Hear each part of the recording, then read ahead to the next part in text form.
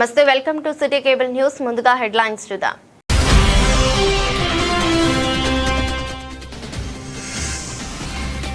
తంగలపల్లి మండలం రామన్నపల్లి గ్రామంలో నిర్వహించిన ప్రత్యేక గ్రామ సభలో పాల్గొన్న జిల్లా collector Garima Agarwal.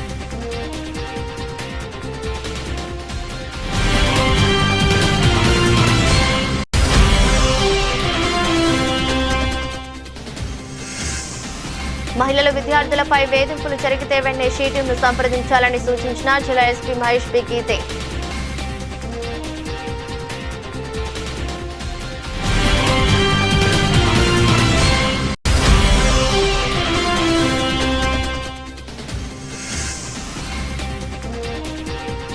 వాడవాడల BRS party సభ్యత్వ నమోదు కార్యక్రమం.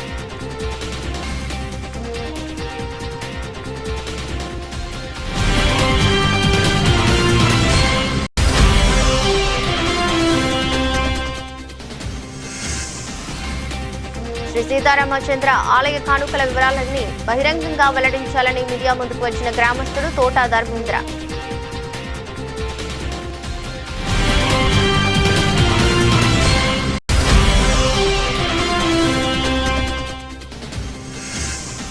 తంగలపల్లి ఫ్యాక్స్ కొనుగోలు కేంద్రంలో వరి ధాన్యం కొనుగోలు పూర్తి పట్ల రైతులు హర్షం.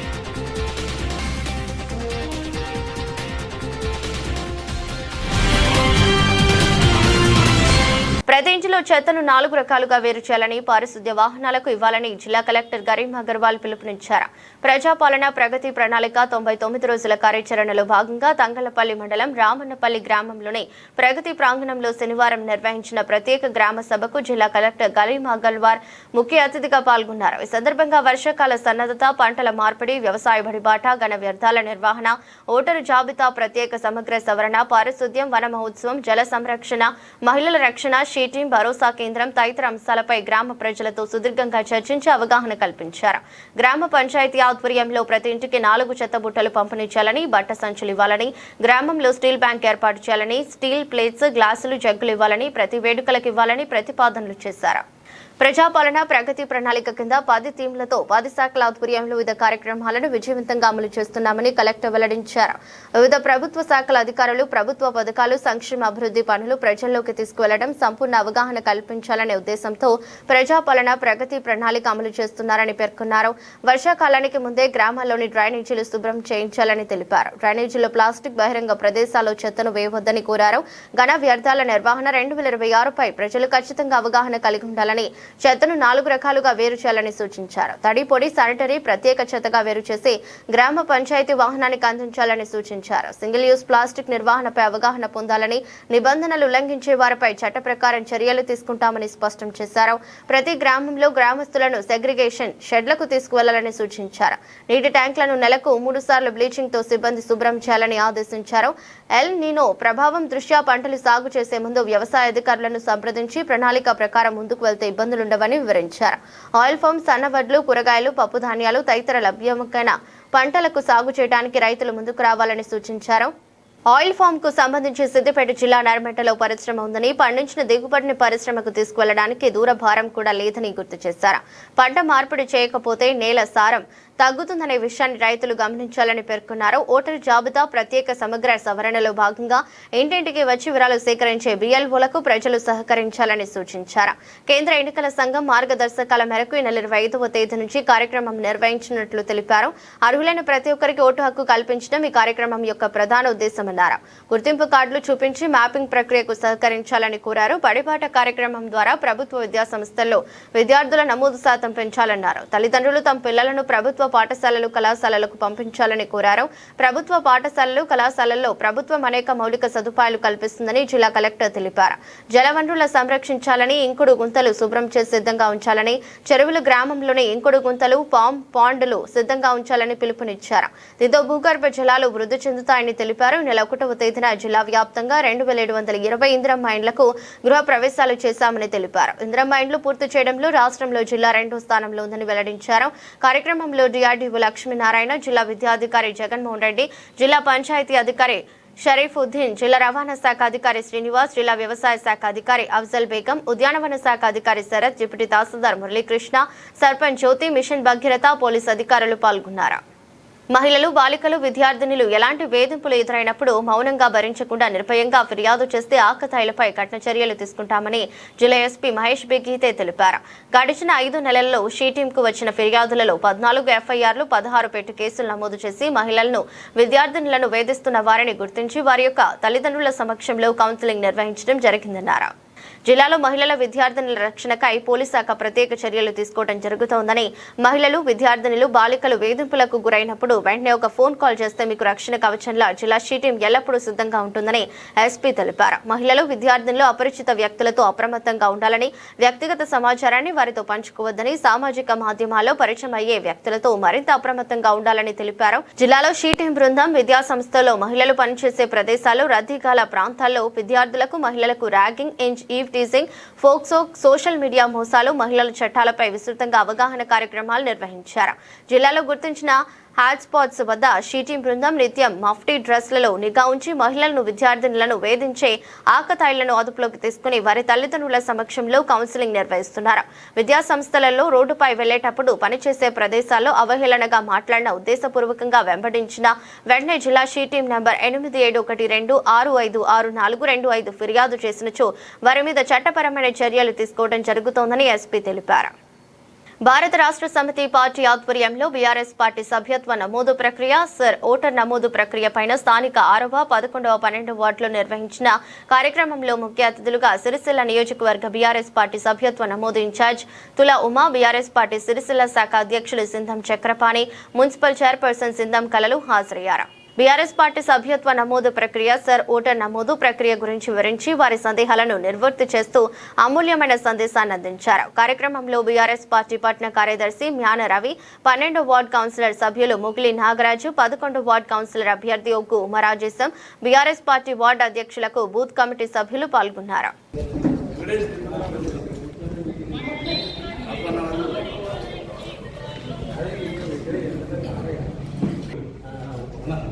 మన సిరిసిల్ల పట్టణంలోని దాదాపు 10-15 వార్డులు జరిగింది.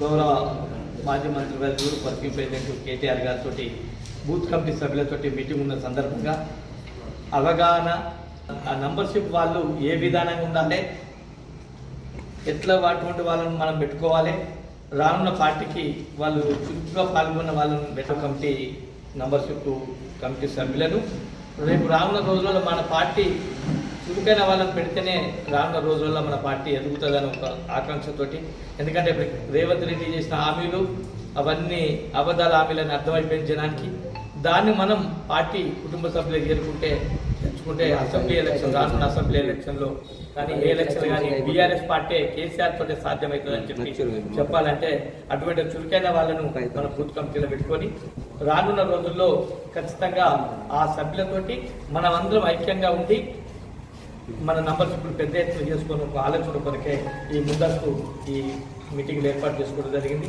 దానికి అక్కయ్య కర్నూలు జిల్లా, ఉమ్మడి కర్నూలు జిల్లా జడ్పీ చైర్పర్సన్ గారు, ఉద్యమ నేత, అంతేకాకుండా గతంలో ఎలక్షన్ల కూడా మన మున్సిపల్ ఎలక్షన్ కూడా ఇన్ఛార్జ్గా ఉంది. కాబట్టి పెద్దలు కేసీఆర్ గారు, కేటీఆర్ గారు మన ఈ నంబర్షిప్లకు మన కాన్స్టిట్యున్సీకి అక్కయ్యని ఇన్ఛార్జ్ చేశారు. కాబట్టి ఈ సమావేశాలన్నింటినీ అక్కయ్య సమక్షంలో జరుపుకోవాలని కేటీఆర్ గారు ఆదేశించారు. దాని క్రమంలోనే ఈరోజు ఈ 12వ వార్డుకు నాగరాజు సమక్షంలో మాజీ కౌన్సిలర్ రాజిరెడ్డి, మా వార్డు అధ్యక్షుడు శ్రీను, మన నర్సయ్య, అందరు ముఖ్యమైన నాయకులు అందరి సమక్షంలోనే ఈ కూకుటి ప్రతి వార్డుల ముఖ్యులతోనే మాట్లాడడం జరిగింది. రేపు రానున్న రోజుల్లో ఖచ్చితంగా మీరు అందరు ముందుండి ఆ బూత్ కమిటీ సభ్యులు చురుకైన వాళ్ళని పేర్లు అడిగి తెలుసుకొని, వాళ్ళు కాకపోతే మార్చచ్చు అవకాశం ఉంది. అక్కడ మార్చి సాయంత్రం వరకు ఇచ్చిన పర్వాలేదు. ఖచ్చితంగా మీరు అందరూ అనుకొని బూత్ కమిటీ సభ్యులను మంచోళ్ళని ఇవ్వాలని చెప్పి ఆ ఆకాంక్ష దొరికే ఈరోజు ఇక్కడికి రావడం జరిగింది. పూర్తిగా అన్ని వివరాలు అంటే కుమార్గారు చెప్తారు.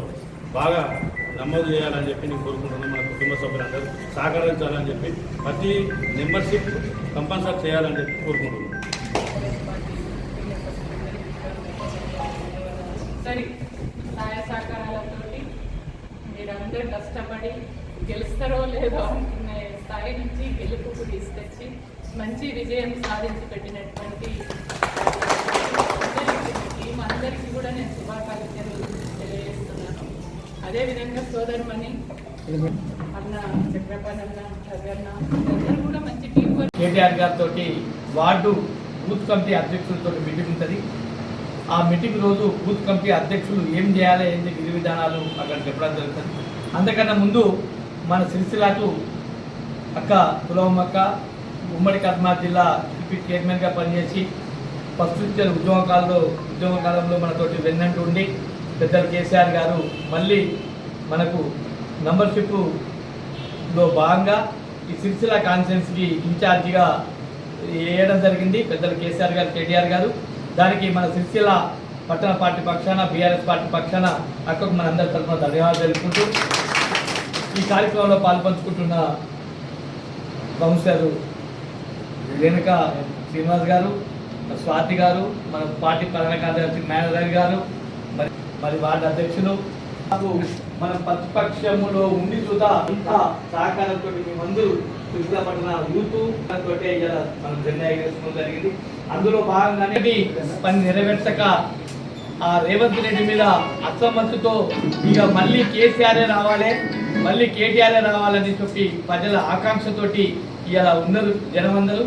మన బీఆర్ఎస్ కుటుంబ సభ్యులకు వాళ్ళను మన వంతు చేర్చుకొని నంబర్షిప్లు పెద్ద ఎత్తున చేయాలనే ఆలోచన కొరకే ఈ కార్యక్రమం ఏర్పాటు చేసుకోవడం జరిగింది. అందులో భాగంగా ఇవాళ ముఖ్య ఉద్దేశం ఏంటంటే అక్కయ్య జరగబోయేది రేపు 13వ తారీఖున మీటింగ్ గురించి బూత్ కమిటీ అధ్యక్షులు ఏం చేయాలి, విధి విధానాలు అక్క తెలియజేస్తారు కాబట్టి అక్కయ్యని మాట్లాడవలసిందిగా కోరుకుంటున్నాను. కౌన్సిలర్ సోదరిమణి రేణుకా శ్రీనన్న, అదేవిధంగా చైర్మన్ మొన్ననే రెండోసారి చైర్మన్గా ఎన్నికయ్యారు కళగారు, అదేవిధంగా చక్రపాణి అన్న, రగన్న, స్వాతి, అదేవిధమైనటువంటి బీఆర్ఎస్ పార్టీ కుటుంబ సభ్యులందరికీ, ఈ వార్డు అధ్యక్షులు, మా అన్నతమ్ములందరికీ పేరు పేరున తెలంగాణ ఉద్యమ నమస్కారాలు. వాళ్ళ గెలిపించడంలో ముందంజలో ఉన్నటువంటి వాళ్ళు మొన్ననే మీరందరూ కూడా టీం వర్క్ చేసి మంచి విజయం సాధించి ఇవాళ అక్కను గెలిపించినటువంటి అక్క గెలుపులో మీరందరూ కూడా ఉన్నారు. ఆ విజయం సాధించిన మీ అందరికీ కూడా ప్రత్యేకంగా ధన్యవాదాలు, శుభాకాంక్షలు కూడా తెలియజేస్తున్నాను. కాపాడుకోవడం కోసం జరిగిన పోరాటంలో మనం విజయం సాధించినాం. కేసీఆర్ గారి నాయకత్వంలో మనం రాష్ట్రం సాకారం చేసుకున్నాం. సాధించుకున్నటువంటి రాష్ట్రాన్ని కూడా బ్రహ్మాండంగా అభివృద్ధి చేసినాం. రాష్ట్రం అభివృద్ధిలో భాగంగా సిరిసిల్లను కూడా ఎంత బ్రహ్మాండంగా అభివృద్ధి చేసుకున్నామో ఇవాళ నాకంటే ఎక్కువ మీ అందరికీ కూడా ప్రత్యేకంగా చాలా విషయాలు తెలుసు. అంటే ఒకప్పుడు సిరిసిల్ల ప్రాంతం అంటే ఊర్లలో మారుమూల పెద్ద టౌన్ ఇది దాటినామంటే మారుమూల ప్రాంతాలే, కనెక్టివిటీ రోడ్లు కూడా ఉండకపోయాయి, అంటే అభివృద్ధికి దూరంగా ఉన్నటువంటి ప్రాంతం. అట్లాంటిది ఇవాళ ఆ అభివృద్ధికి దూరంగా ఉన్నటువంటి ఈ ప్రాంతాన్ని మనం ఒక జిల్లా కేంద్రంగా చేసుకున్నాం. జిల్లా కేంద్రమే కాదు, జిల్లాను బ్రహ్మాండంగా అభివృద్ధి చేసుకున్నాం. అది నీళ్లు కావచ్చు, కరెంటు కావచ్చు, ఉపాధి అవకాశాలు పెంపొందించుకోవడంలో కావచ్చు, రోడ్లు నిర్మాణం చేసుకోవడంలో కావచ్చు, అనేక రకాల మనం అభివృద్ధి పథంలో బీఆర్ఎస్ పార్టీ ముందుంది. అంటే అభివృద్ధి చేసుకున్నాం. ఆ అభివృద్ధి చేసుకోవడంలో ఇవాళ ముఖ్యంగా కేటీఆర్ గారు చాలా ప్రత్యేకమైనటువంటి శ్రద్ధ వహించి ముఖ్యంగా చేనేత కార్మికులను ఆదుకోవాలనేటువంటి దాంట్లో భాగంగా అనేక ఈ సిరిసిల్లకు. కాబట్టి ఇప్పుడు వరకు మనం ఎట్లయితే విజయాలు సాధించినామో రేపు రాబో రోజుల్లో కూడా అనేక విజయాలు సాధించాలి. ఇవాళ అధికారంలో ఉన్నటువంటి మనము ఇవాళ ఒక ప్రతిపక్ష పార్టీగా ఉన్నాం. అంటే ఇవాళ అధికారంలో ఉన్నటువంటి పార్టీ ఇవాళ అప్పుడు 6 గ్యారెంటీలు కావచ్చు, 420 హామీలు కావచ్చు, ఇచ్చినటువంటి ఆ హామీలను నెరవేర్చకుండా ఇవాళ ప్రజల్ని వంచి మోసం చేసినటువంటి పరిస్థితి మనం చూసినాం. కాబట్టి మరి అట్లాంటి పరిస్థితి వల్ల ప్రజలు గమనిస్తున్నారు, అర్థం చేసుకున్నారు. కాబట్టి ఇవాళ మళ్ళీ బీఆర్ఎస్ పార్టీని అధికారంలోకి తెచ్చుకోవాలి. వాళ్ళ మా కోసం అంటే తెలంగాణ ప్రజల అస్తిత్వాన్ని కాపాడడం కోసమే పుట్టినటువంటి పార్టీ బీఆర్ఎస్ పార్టీ. కాబట్టి ఆ బీఆర్ఎస్ పార్టీని మళ్ళీ మనం అధికారంలోకి తేవాలనేటువంటి లక్ష్యంతో ఉన్నారు. మరి ఆ లక్ష్యం నెరవేరాలంటే మనము ఇంకా ఇప్పటి వరకు మనం సిరిసిల్ల వరకు స్ట్రాంగ్గా ఉన్నాం, ఇంకా స్ట్రాంగ్ కావాల్సినటువంటి అవసరం ఉంది. కాబట్టి వాళ్ళ బూత్ అధ్యక్షులు అనేది చాలా ఇంపార్టెంట్. ఎందుకంటే అధ్యక్షులు బూత్ ఏజెంట్లు అంటే చాలా కీలక పాత్ర పోషించవలసిన వాళ్ళు. కాబట్టి ఈ బూతు పరిధిలో ఉన్నటువంటి ఓట్ల పైన ఒక్కొక్క ఇంట్లో ఉన్నటువంటి ఓట్లు కూడా ప్రతి ఓటరు పట్ల పూర్తి అవగాహన మనకు ఉండాలి, బూతు అధ్యక్షులకు ఉండాలి. కాబట్టి అది ఎట్లా అంటే ఆ బూత్ పరిధిలో ఉన్నటువంటి ఓట్లు అంటే ఒక బూత్ పరిధిలో 2 పేర్లు ఇస్తాం, వాళ్ళ ఫోటోలు కూడా ఇస్తాం, ఇవి కలెక్టర్కి మళ్ళీ అక్కడి నుంచి కూడా ప్రభుత్వం నుంచి ఒక అధికారి ఉంటాడు.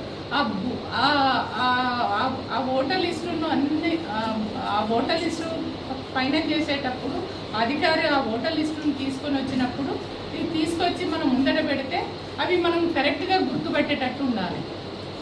అంటే బూత్ పరిధిలోనే మన ఏరియా వాళ్ళైనా కాదనేది కూడా ఐడెంటిఫై అయ్యాలి. మరి అట్లాంటి ఒక మంచి పట్టున్నటువంటి వాళ్ళను మనం ఎంపిక చేసుకోవాల్సినటువంటి అవసరం ఉంటుంది. కాబట్టి అట్లాంటి ఆ ఎంపిక చేసుకున్నటువంటి వాళ్ళందరితోటి కూడా ఈ నెల 13వ తారీఖు నాడు అవగాహన కలిగించడానికి కేటీఆర్ గారితో మీటింగ్ ఉన్నది. 13వ తారీఖు నాడు భోజనం తర్వాత మీటింగ్ మనం పెట్టుకున్నాము. ముస్తాబాద్ మండలం పోతుకల్ గ్రామంలోని పురాతన ఆలయమైన సీతారామచంద్ర స్వామి ఆలయానికి సంబంధించిన ఆభరణాల వివరాలు వెల్లడించాలని తోట ధర్మేందర్ డిమాండ్ చేశారు. ఈ రోజు సిరిసిల్ల ప్రెస్ క్లబ్ లో ఏర్పాటు చేసిన మీడియా సమావేశంలో ఆయన మాట్లాడారు. గత 700 సంవత్సరాల చరిత్ర కలిగిన ఆలయానికి ప్రతి సంవత్సరం సీతారాముల కళ్యాణం నాడు భక్తులు పుస్తమట్టలు సమర్పిస్తారని ధర్మేంద్ర పేర్కొన్నారు. భక్తులు సమర్పించిన కానుకల వివరాలు అడిగినందుకు గ్రామంలోని ఆలయ కమిటీ సభ్యులు కక్షపూరితంగా తనపై పోలీస్ స్టేషన్లో కేసు నమోదు చేయించారని ఆవేదన వ్యక్తం చేశారు.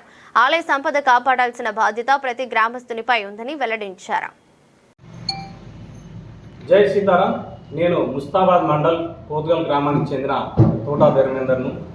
గత 700 సంవత్సరాలుగా పోతుగల్ గ్రామంలో పురాతన ఆలయం ఉన్నది. ఆలయంలో పురాతన విగ్రహాలున్నాయి. గతంలో దొంగతనం జరగడం జరిగింది. ఆ విగ్రహాలు మళ్ళీ దొరికినాయి కోట్వార పైపిర్మ గ్రామానికి. అదేవిధంగా ఆ దేవునికి సంబంధించిన నగలు, అమ్మవారి నగలు, అమ్మవారి చంద్రహారం, ముత్యాలహారం, కాసుల పేరు, అమ్మవారి ముక్కు పుడక, అమ్మవారి గాజులు, సీతారామచంద్ర స్వామి కళ్యాణానికి భక్తులు కానుక రూపంలో ఇచ్చే ప్రతి ఏటా సీతారామచంద్ర స్వామి కళ్యాణానికి ప్రతి ఏటా పుష్పే మట్టెలు కానుకగా మా గ్రామస్తులు ఇవ్వడం జరుగుతుంది. 100 సంవత్సరాల నుంచి. ఈ 100 సంవత్సరాలది కాకుండా ఈ 50-60 సంవత్సరాల పుస్తమట్టలన్నీ ఉండాలి.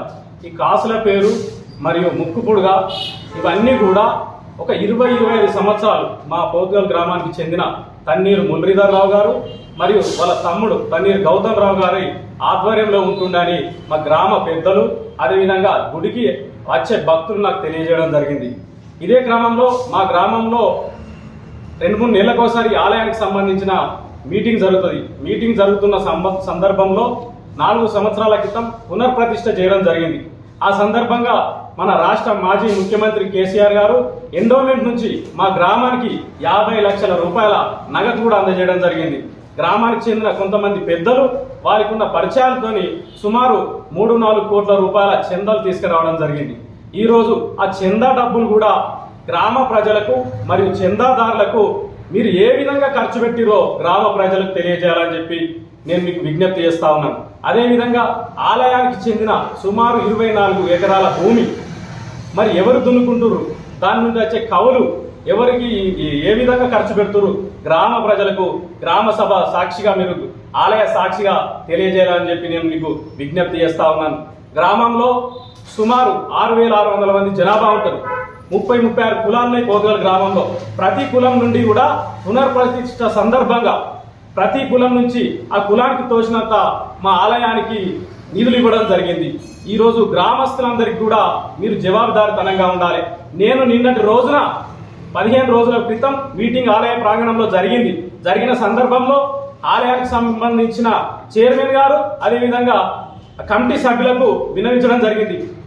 ఇవన్నిటిని కూడా ప్రజల సమక్షంలో మీరు చూపియకపోతే అవి ఏమైనా ప్రజలకు సమాధానం చెప్పాలని చెప్పి నేను విజ్ఞప్తి చేయడం జరిగింది. ఆ సందర్భంలో మా గ్రామ మాజీ సర్పంచ్ ప్రస్తుతం ఆలయ చైర్మన్ తన్నీరు గౌతమ్ రావు గారు కొంత సమయం ఇవ్వమని చెప్పి చెప్పడం జరిగింది. నేను ఫోన్లో మాట్లాడుతున్న సందర్భంగా ఇప్పుడు ఫోన్ చేస్తే లావాడతలేరని గ్రామానికి చెందిన పోతుగల్ పరివార్ అనే గ్రూప్లో ఈ ఆలయానికి సంబంధించిన చిరాస్తులు నగలు ఇవన్నీ మన గ్రామ ప్రజలకు తెలియజేయాలని చెప్పి నేను గ్రామంలో ఉన్న వాట్సాప్ గ్రూప్లో పెట్టడం జరిగింది. దానికి ఎటువంటి రెస్పాండ్ రాక గ్రామంలో ఉన్న ఒక 7-8 మంది వీళ్ళంతా కూడా గుడి ఆవరణలో జరగాల్సిన మీటింగ్ను హైదరాబాద్ కేంద్రంగా ఒక స్టార్ హోటల్లో మీటింగ్ ఏర్పాటు చేసుకోవడం జరిగింది. ఈ విషయం నాకెలా తెలుసంటే ఆలయంలోని కమిటీ సభ్యుడు తన్నీరు రామ్మోహన్ రావు గారు నాకు ఫోన్ చేసి ఎక్కడున్నావు తమ్మి అంటే నేను ఊర్లోనే ఉన్నా, ఇట్లా మెసేజ్ పెట్టినావు పద్ధతి కాదు అని అంటే మాకు ఏదైనా చెప్పేది ఉందంటే మీకు కూడా చాలాసార్లు చెప్పినా మీరు ఎటువంటి స్పందన రాలేదు. మీరు ఏం చెప్పారంటే గౌతమ్ రావు అండ్ మురళీధర సార్ గారి ఆధ్వర్యంలో బంగారం ఉంటుందని చెప్పారు. మీరు నన్ను ఇంటికి పిలిపించుకొని మేము ఈ పలానా హోటల్లో కూర్చున్నాం, ఈ ఆలయానికి మేమే డబ్బులు తెస్తున్నాం, ఈ ఆలయానికి మేమే బాధ్యులం, మీలాంటి వాళ్ళు ఎందుకు మాట్లాడతారని చెప్పి కూడా నాకు చెప్పిండు. మరి సరే సార్, నాలాంటి వాడు మాట్లాడకపోతే ఈ ఆలయం మీదే అయితే మాకు ఎటువంటి హక్కు లేదని కూడా చెప్పమని ప్రకటన చేయమని కూడా చెప్పిన. వారు ఏమని చెప్తారంటే ఇదంతా మేము చేసింది కాదు, తనీర్ గౌతమ్ రావు గారికి ఊరు మీద పట్టు కోల్పోద్దనే ఉద్దేశంతో మమ్మల్ని హైదరాబాద్ కేంద్రంగా మీటింగ్ ఏర్పాటు చేసిండు. మీకు ఇంకో విషయం చెప్పాలి, ఆలయానికి సంబంధించిన వీరు నాకు రామ్మోహన్ రావు గారే చెప్తారు, ఆలయానికి చెందిన సుమారు దాతలు కానుకలు పంపించిన 500 పట్టు చీరలు మిస్యూజ్ చేసిండు గౌతమ్ రావు గారు అని తనీర్ రామ్మోహన్ రావు గారు చెప్తారు. ఒక్కటే చెప్తున్నా, ఈ రామ్మోహన్ గారు ఇటు చెప్తాడు అటు చెప్తాడు. నిన్న ఆలయ చైర్మన్ తోని పోయి నా మీద ముస్తాబాద్ పోలీస్ స్టేషన్లో కేసు కూడా ఇతనే పెడతాడు. ఒకవేళ మీరు నాకు ఏమి సమాచారం ఇవ్వలేదు, ఆలయానికి సంబంధించిన బంగారు నగలు తనీర్ గౌతమ్ రావు గారి ఫ్యామిలీలో లేవు, అదేవిధంగా భూములు వాళ్ళ కంట్రోల్లో లేవు, అదేవిధంగా నగదు వాళ్ళ కంట్రోల్లో లేదు, ఈ 500 చీరలు మిస్యూజ్ చేసిందని నాకు చెప్పలేదని మీరు తడి బట్టలతో మీరు స్నానం చేసి ఆలయ ప్రాంగణంలో సీతారామచంద్ర సాక్షిగా ప్రమాణం చేసి చెప్తే నేను గ్రామ ప్రజలందరూ కూడా ఏ శిక్ష వేస్తే దానికి సిద్ధంగా ఉన్నా. మీరు కూడా ఈ షరతుకు సిద్ధంగా ఉండాలి. నాపై కేసు నిన్న పెట్టడం వల్ల నేను అదరపోవడం బెదిరిపోవడం నాదొక కేసు, ఇది కొత్త కాదు. గతంలో కూడా తెలంగాణ ఉద్యమంలో కూడా నా మీద చాలా కేసులు అయినాయి. నేను గతంలో టీఆర్ఎస్వి విలేజ్ ప్రెసిడెంట్గా ఉండే, స్టూడెంట్ లీడర్గా ఉండే, ఇన్ని రోజులు నేను ఇప్పుడు కాంగ్రెస్ పార్టీ NRSL జిల్లా అధ్యక్షునిగా కొనసాగుతున్న గల్ఫ్ సమస్యల మీద కూడా కొట్లాడినప్పుడు నా మీద కేసులు అనేది ఈ రోజు నా మీద కొత్త కాదు. 100 కేసులు పెట్టినా సరే సీతమ్మ వారి నగలు, సీతమ్మ వారి భూములు, సీతమ్మ వారికి కానుక రూపంలో ఇచ్చిన చందాదారుల పైసలు మీరు ప్రజల సమక్షంలో ప్రతి రూపాయికి జవాబు చెప్పేదాకా నేను నిరంతరము ఈ గుడి కోసం, ఈ గుడి ఆలయ రక్షణ కోసం పోరాడతానని చెప్పి ఈ సందర్భంగా తెలియజేస్తా ఉన్నాను. తంగలపల్లి మండల కేంద్రంలో PSCS ఆధ్వర్యంలో తంగలపల్లి సెంటర్లోని వరి ధాన్యాన్ని PSCS ద్వారా కొనుగోలు పూర్తి చేసి రైసు మిల్లులకు తరలించడం జరిగిందని మండల కాంగ్రెస్ అధ్యక్షుడు జలకం ప్రవీణ్ వెల్లడించారు. సుమారు 15,000 క్వింటాలకు పైచిలకు ధాన్యాన్ని ప్రభుత్వం ద్వారా కొనుగోలు చేసి కేటాయించబడిన లారీల ద్వారా రైస్ మిల్లుకు తరలించడం జరిగిందన్నారు. రైతులకు ఎలాంటి ఇబ్బందులు కలగకుండా స్థానికంగా ఉన్నటువంటి ట్రాక్టర్ యాజమానులతో మాట్లాడి ట్రాన్స్పోర్ట్లో ఇబ్బందులు రాకుండా రైతులకు అండగా నిలబడి రవాణాకు సహకరించారన్నారు. సకాలంలో ధాన్యాన్ని మిల్లులకు చేర్చడం జరిగిందని రైతులందరూ నాయకులకు ధన్యవాదాలు తెలిపారు. కార్యక్రమంలో ప్యాక్స్ చైర్మన్ బండి దేవదాస్ గౌడ్, స్థానిక sarpanch Mora Lakshmirajam, PSCS vice chairman Ramanareddy, ఉప సర్పంచ్ శ్రీకాంత్ రెడ్డి, నాయకులు గంగా హనుమాన్లు, ఆసాని జనార్దన్ రెడ్డి, విజయ్, రైతులు, PSCS సిబ్బంది, నరేష్, సెంటర్ ఇన్ఛార్జ్ రమేష్, శ్రీకాంత్, ప్రవీణ్, హమాలీ సంఘం నాయకులు ఉన్నారు. ఈరోజు తంగలపల్లి మండల కేంద్రంలో PSCS ఆధ్వర్యంలో వడ్లు కొనుగోలు కేంద్రాన్ని గల వడ్లను సుమారు 150 మంది రైతులకు సంబంధించి సుమారు 15,000 పైచిలకు క్వింటాల వరి ధాన్యాన్ని నోరు దిగ్విజయంగా ఈ సెంటర్ ద్వారా పూర్తి చేసుకోవడం జరిగింది. ఈ పూర్తి చేసుకునే క్రమంలో PSCS యాజమాన్యం ఎవరైతే సంబంధించిన చైర్మన్, వైస్ చైర్మన్, అలాగే అందులో ఉద్యోగం చేస్తున్నటువంటి నరేష్ గారు కావచ్చు, అలాగే ప్రవీణ్, శ్రీకాంత్, వీళ్ళందరి సహాయ సహకారాలతో స్థానికంగా రైతులకు ఎలాంటి ఇబ్బంది లేకుండా సకాలంలో స్పందించి గ్రామంలో గల నాయకత్వంతో చొరవ తీసుకొని అందరినీ ఏకతాటిపైకి తీసుకొచ్చి తంగలపల్లి గ్రామ రైతులకు అండగా నిలబడి ప్రతి ధాన్యాన్ని ఈరోజు మిల్లులకు తరలించడం జరిగింది. ఈ తరలించే క్రమంలో వారు తీసుకున్న శ్రద్ధ స్థానిక సర్పంచ్ మొర లక్ష్మీరాజం గారి చొరవతోని జిల్లా కలెక్టర్ గారి ఆదేశాల మేరకు తంగలపల్లి సెంటర్లో పూర్తి స్థాయిలో కొనుగోలు పూర్తి చేయాలని తొందరలో అని చెప్పి ఆదేశించడంతోనే తక్షణమే స్పందించి ట్రాన్స్పోర్ట్లో ఇబ్బందులు కలిగినప్పటికీ కూడా స్థానికంగా ఉన్నటువంటి ట్రాక్టర్ యజమానులను, మిగతా వారిని కూడా సంప్రదించి వారితో మాట్లాడి ఇక్కడ ఉన్న స్థానిక రైతులకు అండగా ధాన్యాన్ని మిల్లులకు తరలించడం జరిగింది. ఈ విషయంలో తప్పకుండా తంగలపల్లి సర్పంచ్ గారికి ప్రత్యేకమైన ధన్యవాదాలు, వాళ్ళ పాలకవర్గం కూడా తెలియజేయడం జరుగుతూ ఉంది. అలాగే PACS సంబంధించి ఏదైతే కేటాయించబడిన 11 సెంటర్లు ఉన్నాయో ఈ 11 సెంటర్ల ద్వారా వాళ్ళు సుమారు 1,00,000 క్వింటాలు వాళ్ళు వస్తాయని చెప్పి వాళ్ళు అభిప్రాయం వ్యక్తం చేశారు. కాకపోతే వాళ్ళు ఇంకా 1,00,000 పైచిలకే రావడం జరుగుతూ ఉంది. కాబట్టి దాని ప్రతి గింజను కూడా ఈ ప్రభుత్వం ప్రజాపాలనలో రేవంత్ రెడ్డి గారి నాయకత్వంలో కోరడానికి సిద్ధంగా ఉంది. రైతులు దయచేసి ఇప్పుడు ముందున్న వర్షాకాలం కాబట్టి తగు జాగ్రత్తలు తీసుకొని త్వరగా ధాన్యాన్ని మిల్లులకు చేర్చే విధంగా PACS అధికారులు కూడా చొరవ తీసుకోవాలి. ఒకవేళ రైతుల ధాన్యాన్ని మిల్లులలో అన్లోడింగ్ కాకపోతే అటు ధాన్యాన్ని సెంటర్ యజమానులతో వాళ్ళతో మాట్లాడి అప్రెల్ పార్క్ కూడా పంపించే విధంగా ఏర్పాట్లు చేయాలని చెప్పి సందర్భంగా వారందరికీ తెలియజేస్తా ఉన్నాం. త్వరగా వరి ధాన్యాన్ని కొనుగోలను పూర్తి చేసి తంగలపల్లి రైతులకు అండగా నిలిచినటువంటి ఇక్కడ పనిచేసిన ప్రతి ఒక్కరికి పేరు పేరున ధన్యవాదాలు తెలియజేస్తూ ఇది అవకాశం ఇచ్చిన PACS యాజమాన్యానికి అలాగే తంగలపల్లి పాలక వర్గానికి ప్రత్యేక ధన్యవాదాలు తెలుస్తున్నాం. జై హింద్. వార్తలు ముగించే ముందు మరోసారి హెడ్లైన్స్.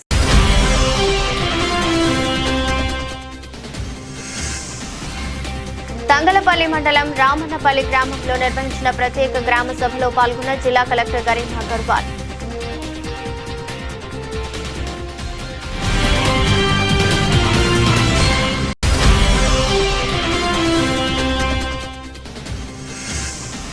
మహిళలు విద్యార్థులపై వేధింపులు జరిగితే వెంటనే షీటీంను సంప్రదించాలని సూచించిన జిల్లా ఎస్పీ మహేష్ పి గీతే.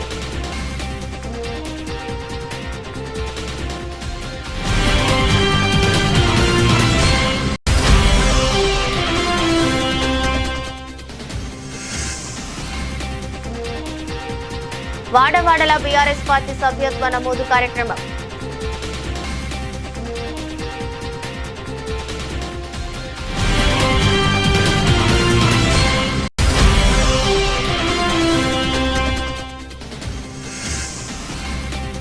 శ్రీ సీతారామచంద్ర ఆలయ కానుకల వివరాలన్నీ బహిరంగంగా వెల్లడించాలని మీడియా ముందుకు వచ్చిన గ్రామస్తుడు తోటా ధర్మేంద్ర.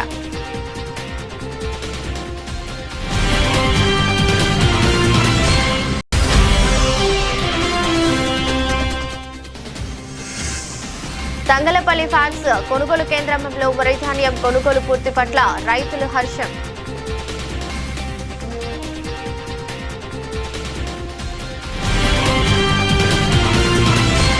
ఇదరస్ట్ బులెటిన్. మరో బులెటిన్లో మళ్ళీ కలుద్దాం. అంతవరకు సెలవు. నమస్కారం.